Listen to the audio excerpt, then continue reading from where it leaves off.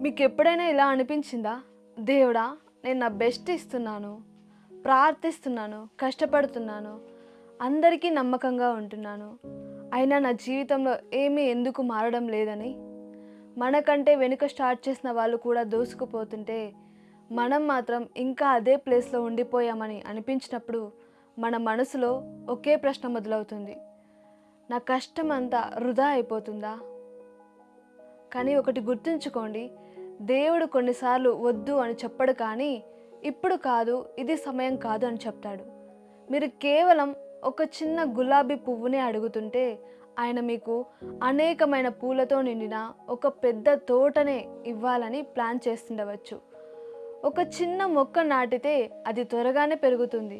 కానీ ఒక అద్భుతమైన ఉద్యానవనం సిద్ధమవ్వాలంటే సమయం పట్టక తప్పదు.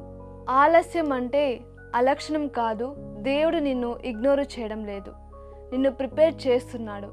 ఈరోజు వేగంగా పని చేయడాన్నే సక్సెస్ అనుకున్న రాజు అనే ఒక అబ్బాయి కథ ద్వారా సహనం అంటే ఏంటో మనం చూద్దాం. రాజు ఒక అందమైన నదీ తీరాన ఉన్న గ్రామంలో ఉండేవాడు. ఆ ఊరు మట్టి పాత్రలకు పెట్టింది పేరు. ఆ గాలిలో ఎప్పుడు కాల్చిన మట్టి వాసన వస్తూ ఉండేది. రాజు తండ్రి ఆ ఊరిలోనే గొప్ప కుమ్మరి. మట్టిని ఒక అందమైన పాత్రగా ఎలా మలచాలో రాజుకి చిన్నప్పుడే నేర్పించాడు. కానీ రాజు యవ్వనస్తుడు, తన డ్రీమ్స్ చాలా పెద్దవి. అతనికి అన్నీ త్వరగా కావాలి, తన పేరు అందరికీ తెలియాలి, తను ఫేమస్ అయిపోవాలి. అందుకే తను అందరికంటే ఫాస్ట్గా పనిచేసేవాడు. కానీ ఒక ప్రాబ్లం ఉంది. తను ఎంత స్పీడ్గా పనిచేస్తే ఆ పాత్రలు అంత త్వరగా పగిలిపోయేవి. ఒకరోజు అతని తండ్రి నిశ్శబ్దంగా గమనించి అన్నాడు, నాన్న, మట్టి కేవలం సమయం మాట మాత్రమే వింటుంది. నువ్వు దాన్ని త్వర పెడితే అది విరిగిపోతుంది.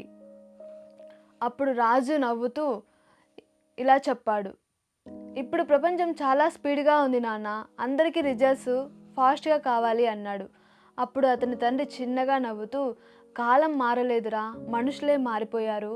మట్టికి కావాల్సింది నీ వేగం కాదు, నీ సహనం అని చెప్పాడు. ఒకరోజు ఆ ఊరిలో పెద్ద కోత పండగ అనౌన్స్ చేశారు. అది ఆ ప్రాంతంలోనే అతిపెద్ద క్రాఫ్ట్ కాంపిటీషన్.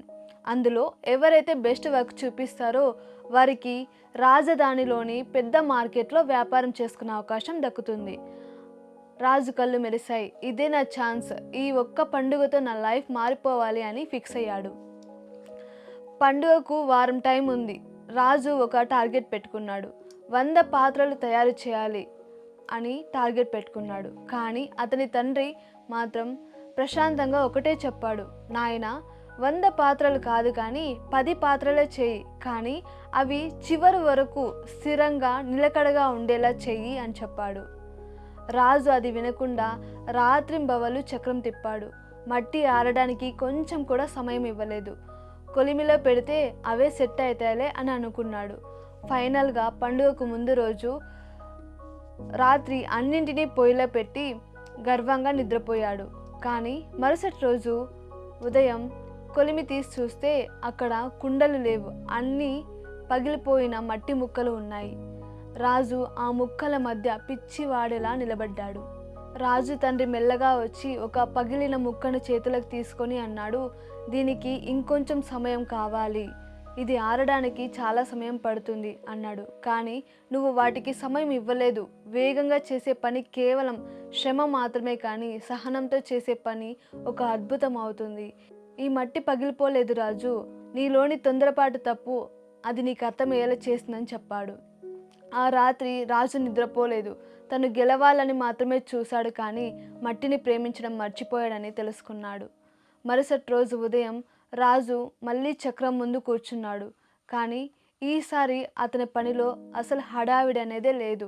ఒక తెలియని ప్రశాంతత ఉంది. మట్టిని ఎంతో ప్రేమగా మలచడం మొదలుపెట్టాడు. ఈసారి అతను 100 కుండల గురించి ఆలోచించడం లేదు. కేవలం తన చేతిలో ఉన్న ఆ ఒక్క కుండ గురించి మాత్రమే ఆలోచిస్తున్నాడు. అతను మట్టిని మలిచాడు. అది ఆరే వరకు ఓపిగ్గా వేచి చూశాడు. ఎక్కడైనా చిన్న తేడా వస్తే అసలు విసుగు పడకుండా మళ్ళీ సరిచేశాడు.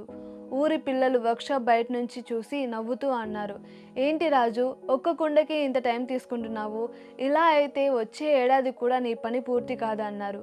రాజు ఒక చిన్న నవ్వు నవ్వి అన్నాడు, పర్వాలేదు, కానీ ఈసారి ఈ కుండ మాత్రం పగిలిపోకూడదు అన్నాడు. కొన్ని వారాల తర్వాత రాజు దగ్గర కేవలం 10 కుండలు మాత్రమే తయారై ఉన్నాయి.